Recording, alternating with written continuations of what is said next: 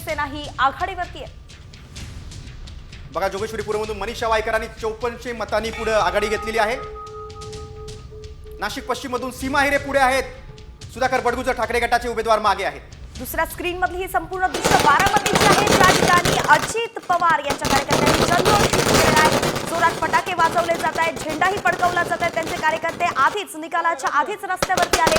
अजित पवार हेच बारामतीचे दादा होताना दिसत आहेत। अगदी बरोबर, आणि बारामतीचा दादा अजित पवारच ठरणार असं तरी सध्याच्या कलांवरून दिसतंय।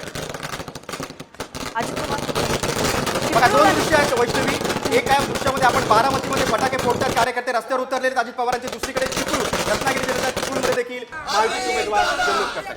या ठिकाणी आपण पाहतोय की महायुतीसाठी अत्यंत पॉझिटिव्ह असं चित्र आहे। 217 जागांपैकी 122 वरती भाजप आहे, शिवसेना 58 जागांवरती आहे, तर अजित पवारांचा पक्ष हा 37 जागांवरती आहे। आणि त्यातीलच ही